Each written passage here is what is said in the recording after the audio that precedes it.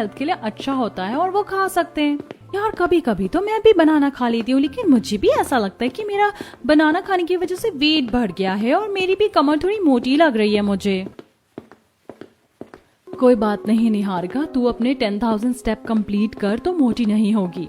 हाँ यार वो तो अच्छा है कि हम सबने मिलकर ये जॉगिंग पार्क बनवाया और पूरे मोहल्ले वाली औरतें यहाँ आकर जॉगिंग करती हैं, वरना 10,000 स्टेप घर में पूरी करना तो नामुमकिन है।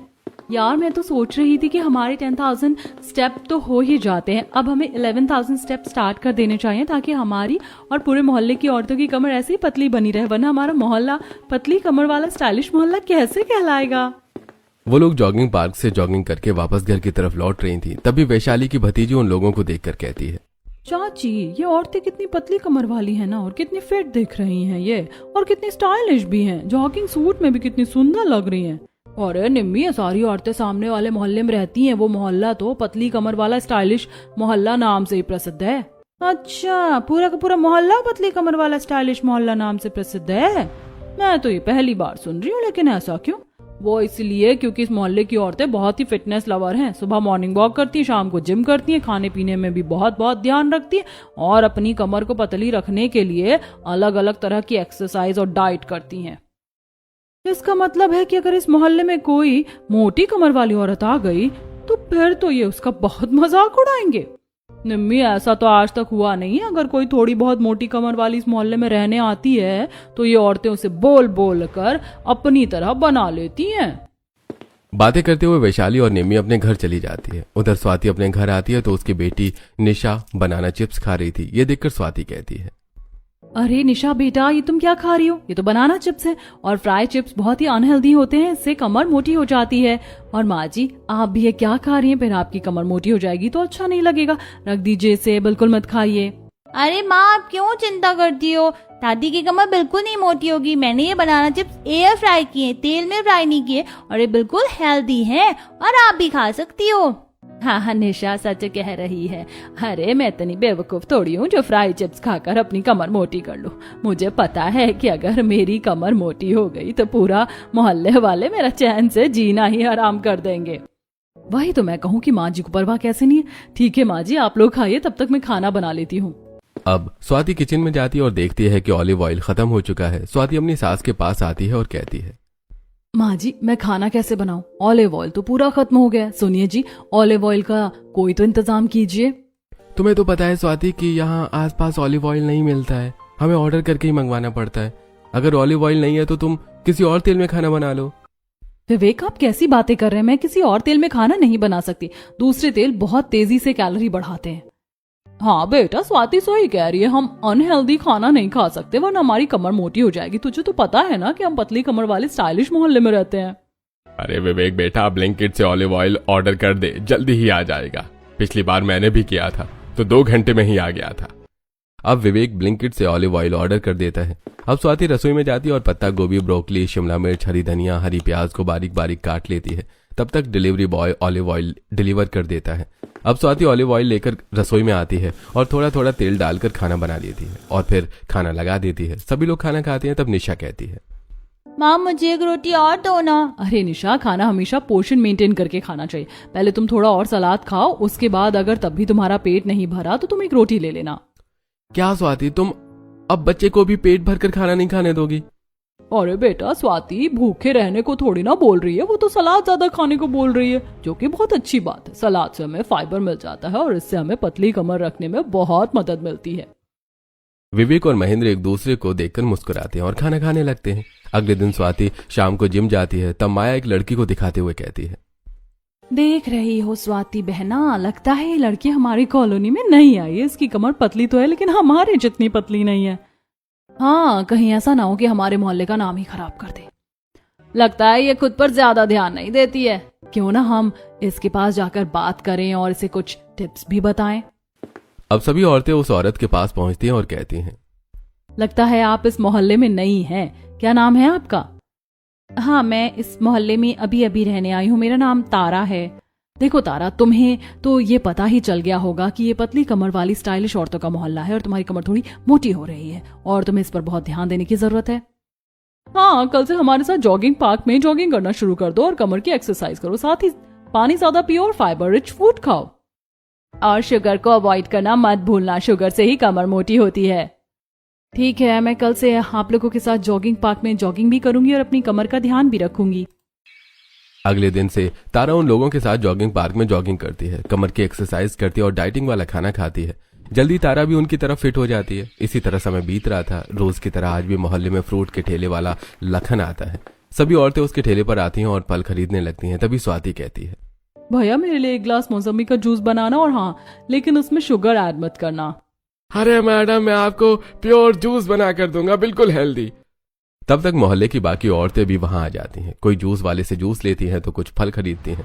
उसके बाद फ्रूट वाला चला जाता है। ऐसी कुछ दिनों बाद एक फास्ट फूड बेचने वाला भी मोहल्ले में आता है और आवाज लगाता है, spicy noodles, pasta, macaroni, Maggi, burger, French fries, आया गर्मा गर्म खाइए। वीर काफी देर से मोहल्ले में ही खड़ा था, लेकिन कोई भी औरत उसके पास कुछ खाने को नहीं आ रही थी। यह देखकर वीर मन ही मन सोचता है, क्या बात है, अभी तक कोई भी औरत मेरे पास कुछ खाने नहीं आई, जबकि दूसरे मोहल्ले में तो अब तक भीड़ लग जाती है। थोड़ी देर बाद मोहल्ले की कुछ औरतें जिम जाने के लिए घर से निकलती हैं। तब वीर उन्हें देखकर कहता है, बहन जी, बर्गर, पिज्जा, चाउमीन, नूडल्स खा लीजिए, गरम गरम बड़े स्वादिष्ट बनाए हैं। अरे ओ बहन जी के बच्चे, कितनी देर से खड़ा है तू यहाँ पर? अरे क्या बताऊं बहन जी, मुझे खड़े हुए पूरे 2 घंटे हो गए, लेकिन अभी तक किसी ने भी मेरे नूडल्स और बर्गर कुछ भी नहीं खरीदा। वीर की बात सुनकर सभी हंसने लगती हैं। तब स्वाति कहती है, खरीदेगा भी नहीं। तुम्हें पता नहीं कि तुम किस मोहल्ले में खड़े हो। पतली कमर वाली स्टाइलिश मोहल्ले में यहाँ पर कोई भी फास्ट फूड खाना पसंद नहीं करता और यहाँ पर स्ट्रीट फूड वालों का आना जाना बैन है। आज तो तुम यहाँ आ गए हो, लेकिन अब मत आना। उन औरतों की बात सुनकर स्ट्रीट फूड वाला चुपचाप वहां से चला जाता है और सभी औरतें हंसने लगती हैं। फिर वो लोग जिम पहुंचते हैं और एक्सरसाइज करती हैं। एक्सरसाइज को करते हुए माया कहती है, देखो आज मैंने थोड़ी ज्यादा एक्सरसाइज कर ली, मुझे ऐसा लग रहा है कि मेरी कमर पतली होने लगी है। सारी औरतें जिम करते हुए एक दूसरे से अपनी पतली कमर के बारे में ही बात कर रही थी। ऐसे ही समय बीत रहा था। एक दिन सैजल अपने परिवार के साथ उसी मोहल्ले के एक रेंट के घर में रहने आती है। दिन भर अपनी शिफ्टिंग करने के बाद शाम को सैजल की नंद आरती अपनी माँ के साथ छत पर खड़ी होती है और आसपास देखकर कहती है, माँ देख रही हो पूरा मोहल्ला कितना शांत है, यहाँ तो कोई भी नहीं दिख रहा, यहाँ तक ठेले वाले भी नहीं। हम जहाँ पहले रहते थे वहाँ कभी कुल्फी वाला दिखाई देता था तो कभी चाट वाला और कभी पानी पूरी वाला। अरे बेटा जरा तू उधर सामने ग्राउंड में तो देख, औरतें वॉक कर रही हैं, बच्चे फुटबॉल खेल रहे हैं, आदमी भी वहाँ एक्सरसाइज कर रहे हैं। लगता है इस मोहल्ले में लोग अपनी फिटनेस का कुछ ज्यादा ही ख्याल रखते हैं। वो दोनों ये बात कर ही रही थे कि तभी सैजल चाउमीन का कटोरा हाथ में लेकर चाउमीन खाते हुए वहां आ जाती है। उसे देखकर आरती कल्पना से कहती है, देख रही हो माँ, हम तो इसलिए खुश हो रहे थे कि इस मोहल्ले में कोई स्ट्रीट फूड वाला नहीं दिखाई देता, लेकिन भाभी तो चाउमीन खा रही है। वैसे भाभी आपने कहाँ से खरीद लिया ये चाउमीन? कोई ठेले वाला तो इधर आता नहीं है। क्या आरती, तुम भी भला चाउमीन खाने के लिए खरीदने की जरूरत है? अरे मैं तो नूडल्स के पैकेट घर में मंगा कर रखती हूँ, जब मर्जी होती है मैं अपने हाथों से ही बना लेती हूँ। अरे सेजल, खा खा कर तो तू इतनी मोटी हो गई है, कितनी बार समझा चुकी हूँ ये नूडल्स, चाउमीन, बर्गर, पास्ता ये सब मत खाया कर। देखा नहीं इस मोहल्ले की औरतें कितनी हेल्थ कॉन्शियस हैं, सबके सब पार्क में जाकर एक्सरसाइज और वॉक कर रही है। तू भी जा और पार्क में एक्सरसाइज कर और वॉक कर। क्या हम हाँ जी हाँ भी कुछ भी कहती रहती हो। अरे खाने पीने से भला कोई मोटा होता है? अरे मुझे नहीं पसंद ये सब एक्सरसाइज और वॉक, आप तो रहने दो, मैं नीचे जाकर खा लेती हूँ। ऐसा कहकर सेजल अपना चाउमीन का कटोरा लेकर नीचे आ जाती है और सोफे पर बैठकर खाने लगती है। ऐसी ही रात हो जाती है और सेजल के ससुर कहते हैं, अरे सेजल बहू, आज तो मुझे बहुत भारी भारी लग रहा है, तो तुम ऐसा करो कि मेरे लिए खिचड़ी बना लो। हाँ पिताजी, आप लोगों ने सुबह ढेर सारे पकौड़े खाए थे ना, इसलिए भारी लग रहा होगा। सेजल तुम ऐसा करो कि सबके लिए खिचड़ी बना लो, आज सब लोग खिचड़ी खा लेंगे। राजीव तुम ये क्या कह रहे हो? भला खिचड़ी से कहीं पेट भरता है? अरे क्यों नहीं सेजल, अरे रोज रोज तो तुम हैवी खाती हो, कभी कभी हल्का भी खाना चाहिए। और वैसे भी कितनी मोटी हो गई हो, जरा देखो अपने आप को आईने में। राजीव के ऐसा कहने पर सेजल चुप हो जाती है और रसोई में जाकर दाल चावल की खिचड़ी बना लेती है और फिर सभी को परोस देती है। सबके साथ खुद भी खाने लगती है। खिचड़ी खाकर आरती कहती है, अरे वाह भाभी, खिचड़ी तो आपने बहुत अच्छी बनाई है। सभी लोग मजे लेकर खिचड़ी खा रहे थे, लेकिन सेजल खिचड़ी खाते हुए मन ही मन सोच रही थी, भला खिचड़ी खाने से किसी का पेट भरता है? मुझे तो ऐसा लग रहा है कि सिर्फ 1 घंटे बाद ही मुझे भूख लग जाएगी। सभी लोग खिचड़ी खाकर अपने अपने कमरे में जाकर आराम करते हैं। सेजल भी रसोई का काम निपटाकर अपने कमरे में जाकर सो जाती है। लेकिन 12 बजे रात को सेजल की नींद खुल जाती है और वो अपने आप से कहती है, ये भगवान, रात को खिचड़ी खाई थी, मुझे तो भूख लग गई, लेकिन अब तो खाने के लिए खिचड़ी भी नहीं बची है। क्या खाऊं? ऐसा करती हूँ, इन्हें जगा कर पूछती हूँ।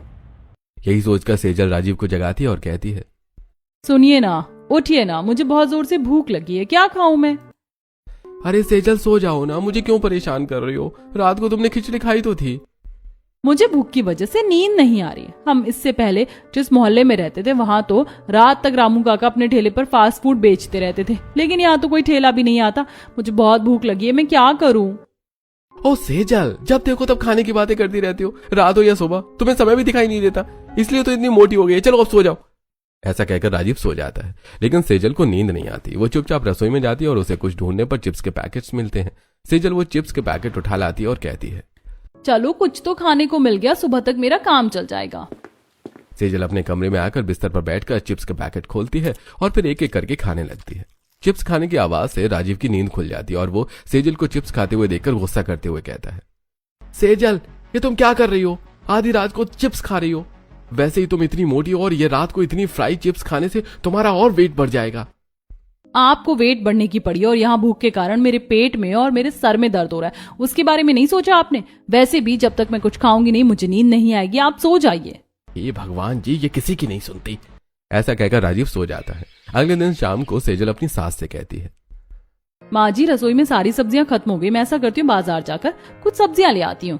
बहू थोड़ी देर पहले ही तो मैंने ठेले वाले की आवाज सुनी, शायद अभी बाहर ही होगा। तू जा और उसी से सब्जियां ले ले, और हाँ ज्यादा रेट में मत लेना, मोल भाव करके ही लेना। हाँ माँ जी आप चिंता मत कीजिए, मैं अच्छे से मोल भाव करके ही खरीदूंगी। ऐसा कहकर सेजल मोहल्ले से निकलती है। थोड़ी दूर पर एक सब्जी वाला जा रहा था। सेजल उसे आवाज देकर रोकती है और फिर ठेले पर सब्जियां लेने लगती है। तभी कॉलोनी की औरतें जिम के लिए निकल रही होती हैं और वो सेजल को देखकर बातें करने लगती हैं। देख रही हो माया, निहारिका, निम्मी, हमारे मोहल्ले में देहाती गवार मोटी भैंस कहाँ से आ गई? क्या इसे नहीं पता कि ये पतली कमर वाली स्टाइलिश औरतों का मोहल्ला है? हाँ स्वाति बहन, और जरा इसकी कमर तो देखो, कमर कम कमरा ज्यादा लग रही है। सही कह रही हो माया बहन, ये तो हमारे मोहल्ले का नाम बदनाम कर देगी। चलो जरा इससे बात तो करके देखे। ऐसा कहकर सभी औरतें सेजल के पास आती हैं और कहती हैं, कौन हो तुम? लगता है नई नई इस मोहल्ले में रहने आई हो। हाँ मैं अभी कुछ ही दिनों पहले आई हूँ, मेरा नाम सेजल है।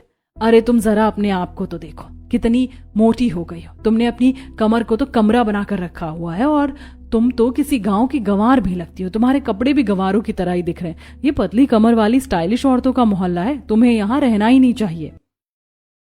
और ये क्या, तुम्हारे हाथों में बिस्किट है, इसका मतलब कि तुम बिस्किट खा रही हो? अरे मत खाओ वरना और भी मोटी हो जाओगी। और हाँ, एक्सरसाइज और डाइट शुरू कर दो ताकि तुम्हारी कमर भी हमारी तरह पतली हो सके। हाँ माया सही कह रही हो, और साथ ही अपने कपड़े पहनने का तरीका भी बदलो। कितनी देहाती लग रही हो तुम, बिल्कुल गांव की गवार। तुम तो हमारे मोहल्ले का नाम ही बदनाम कर दोगी। सेजल ये सारी बातें सुनकर गुस्सा होते हुए कहती है, अरे तुम लोग कितनी बातें करती हो, कोई काम नहीं है क्या तुम लोगों को? जाओ जिम जाओ, नहीं तो कहीं ऐसा ना हो कि मुझसे बात करके तुम लोगों की कमर भी मोटी हो जाए और तुम लोग भी देहाती दिखने लगो। सेजल के ऐसा कहने पर सारी औरतें मुंह बनाकर वहां से चली जाती हैं। सेजल जल्दी से सब्जी लेकर अपने घर आ जाती है और अपनी सास को सारी बातें बताते हुए कहती है, देखा माँ जी, वो सारी औरतें मेरे खाने पीने से कितना जल रही थी। अरे बहू, तेरे खाने पीने से जल नहीं रही थी, तेरा मजाक उड़ा रही थी। तुझे समझा रही थी कि तू भी खाना पीना कम करके अपनी कमर पतली कर। छोड़ो माँ जी, 4 दिन की तो जिंदगी मिली है, उसे भी क्या बिना खाए पिए ही गवा दूं? ऐसा कहकर सेजल अपने कमरे में चली जाती है। ऐसे कुछ दिन और बीत जाते हैं और एक दिन आरती अपनी माँ से कहती है, माँ आज मुझे बहुत ब्लोटिंग फील हो रही है और ऐसा लग रहा है कि रात को खाना मुझसे नहीं खाया जाएगा। अरे बेटा, जरा पार्क में जाकर थोड़ी देर घूम लेते हैं, बाहर घूमेगी तो अच्छा लगेगा। वो तो ठीक है पिताजी, लेकिन आपको तो पता है कि नया नया मोहल्ला है और मैं अकेली पार्क में जाऊंगी तो अच्छा नहीं लगेगा। अरे तो अकेली क्यों जाएगी, अपनी भाभी को भी अपने साथ ले जा। वैसे भी तूने देखा नहीं पार्क में कितनी चहल पहल रहती है, सभी लोग जॉगिंग पार्क में जॉगिंग करने जाते हैं। तुम दोनों भी इसी बहाने घूम फिर लोगी। अब आरती सेजल को तैयार करवा लेती है और दोनों घूमने के लिए निकलती हैं। वो पार्क पहुंचते हैं और एक बेंच पर बैठते हुए सेजल कहती है, मैं तो बहुत थक गई हूँ, अब मुझसे नहीं चला जाएगा। आरती तुम भी बैठ जाओ। आरती भी बैठ जाती है। तभी मोहल्ले की औरतें जॉगिंग करते हुए सेजल को देखकर आपस में बातें करते हुए कहती हैं, अरे देखो देखो, वो हमारे मोहल्ले की मोटी लगती है, अपनी कमर को हमारी तरह पतला करने के लिए जॉगिंग पार्क आई है। लेकिन स्वाति वो तो चुपचाप बैठी है, जॉगिंग तो कर ही नहीं रही है। मुझे तो लगता है कि यूं ही घूमने के लिए आई है। अरे इसमें इतना सोचने की क्या बात है, चलो हम चलकर ही पूछ लेते हैं। यही सोचकर सभी औरतें सेजल के पास जाती हैं। फिर सेजल से बातें करते हुए कहती हैं, अरे सेजल, तुम जॉगिंग पार्क आकर पार्क में क्यों बैठी हुई हो? जॉगिंग करो, एक्सरसाइज करो, अपने कमर को हमारी तरह पतली कमर बनाओ। स्वाति की बात सुनकर सभी औरतें हंसने लगती हैं और तब माया कहती है, अरे भाई, इसके कपड़े पहनने का तरीका भी तो देखो, बिल्कुल देहाती लगती है। हम स्टाइलिश औरतों के बीच में तो ये मखमल पर टाट का पैबंद लगती है। माया की बात सुनकर सभी औरतें फिर से हंसने लगती हैं। ये सारी बातें आरती को बहुत बुरी लग रही थी। आरती कहती है, चलो भाभी, घर चलते हैं। फिर आरती सेजल के साथ अपने घर वापस आ जाती है और घर आकर आरती अपनी माँ को सारी बातें बताती है। ये सब सुनकर कल्पना कहती है, अरे तो क्या गलत कह रहे हैं वो लोग? उनकी कमर इतनी पतली और सेजल की कमर इतनी मोटी, तो वो तो कहेंगी ही ना। अब सेजल को भी अपनी कमर पर ध्यान देना चाहिए, लेकिन सेजल है कि जंक फूड खाती रहती है और किसी की सुनती ही नहीं। लेकिन सेजल अपनी सास की बात को भी अनसुना कर देती है और अंदर चली जाती है। ऐसे कुछ दिन और भी चलते हैं। एक दिन राजीव सेजल से कहता है, सेजल, मेरे ऑफिस में कुछ कलीग्स हैं जिनका प्रमोशन हुआ है। उन्होंने मिलकर होटल में एक छोटी सी पार्टी रखी है और सबको बुलाया है। हम दोनों को भी वहां जाना है। हाँ राजीव, चलेंगे। मैं भी आपके साथ चलना चाहती हूँ, लेकिन मेरे पास तो कपड़े ही नहीं है। अरे सेजल, इतने कपड़े तो दिलाए हैं मैंने तुम्हें। अभी पिछले महीने भी तुम्हें एक रेड कलर का सूट दिलाया था ना, और उससे पहले याद करो जब हम घूमने गए थे तो 3 ड्रेस दिलाई थी तुम्हें। वो सारे कपड़े कहाँ चले गए? वो सारे सूट तो मुझे फिट ही नहीं आते, मेरा वेट बढ़ गया है ना, इसीलिए। ओ सेजल, कितनी बार तुम्हें कहा है कि अपने बढ़ते वजन पर ध्यान दो, फालतू चीजें कम खाओ, लेकिन तुम हो कि सुनती नहीं हो। अरे हमारे मोहल्ले की सभी औरतें जिम जाती हैं, तुम भी जाया करो। हाँ खैर छोड़ो, तुम्हें ये सब बातें कहने का भी कोई फायदा नहीं है। तैयार हो जाओ, मैं तुम्हें कुछ कपड़े दिला देता हूँ। फिर सेजल तैयार हो जाती है और वो दोनों मॉल जाते हैं।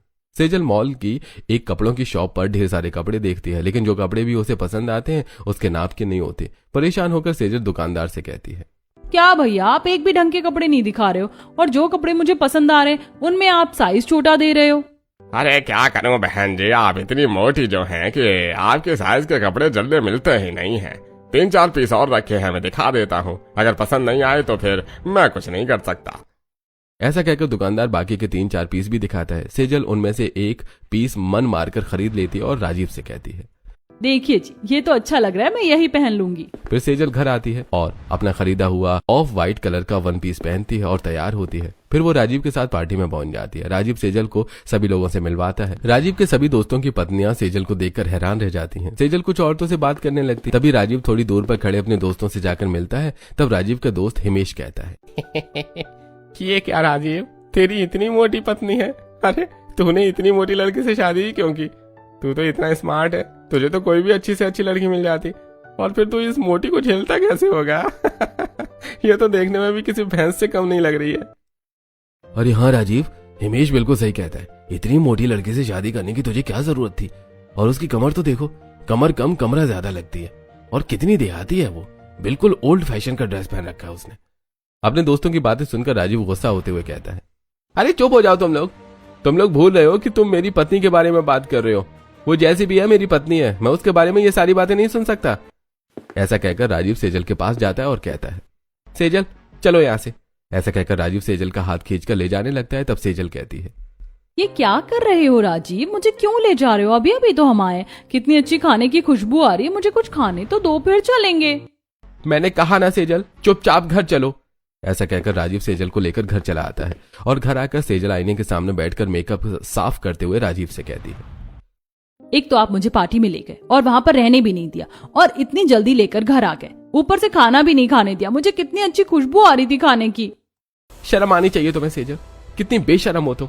लोग तुम्हारे बारे में कुछ भी कहें, तुम्हें कोई फर्क नहीं पड़ता। तुम्हें तो बस खाने की पड़ी रहती है ना, मोटी कहीं की। पता नहीं मेरी किस्मत में ही क्यों लिखी थी ऐसी मोटी बीवी। तुम्हारी वजह से कितना सुनना पड़ता है मुझे मेरे दोस्तों से। आज के बाद मैं तुम्हें कहीं बाहर लेकर नहीं जाऊंगा। ऐसा कहकर राजीव गुस्से से सेजल को सारी बातें बताता है। ये सब सुनकर सेजल को बहुत बुरा लगता है और वो मन ही मन सोचती है, सही कहते हैं मेरे पति, मेरी वजह से मेरे ससुराल वालों को कितना शर्मिंदा होना पड़ता है। मैंने ही गलत खान पान की आदतें डालकर अपने आप को मोटा कर रखा है, लेकिन अब और नहीं, मैं दुबली होकर दिखाऊंगी ताकि मेरे पति और मेरे ससुराल वालों को मेरी वजह से इतनी शर्मिंदगी ना उठानी पड़े। यही सोचकर सेजल सो जाती है। अगले दिन सुबह सुबह सेजल आंगन में झाड़ू लगा रही थी, तभी मोहल्ले की कुछ औरतें जिम जाने के लिए सामने से गुजर रही थी। स्वाति सेजल को देखकर कहती है, हमने सोचा था कि हमारी ही तरह इस घर में भी कोई स्मार्ट पतली कमर वाली स्टाइलिश औरत आएगी जो इस मोहल्ले का नाम रोशन करेगी, लेकिन इस मोटी ने तो इस मोहल्ले का नाम ही डुबो दिया। गवार कहीं की, पता नहीं क्यों हमारे मोहल्ले में रहने आ गई। क्या कर सकते हैं बहन, ये तो किसी के समझाने से समझती भी नहीं है। खैर छोड़ो, जाने दो, हम तो जिम चलते हैं। ऐसा कहकर माया और बाकी सभी औरतें जिम के लिए निकल जाती हैं। तभी आरती वहां आती है और कहती है, भाभी आपने ये पैम्पलेट पढ़ा? इस मोहल्ले में हर साल एक फिटनेस कंपटीशन होता है जहाँ मोहल्ले की सबसे फिट औरत को अवार्ड दिया जाता है और वही पूरे मोहल्ले की औरतों की लीडर होती है।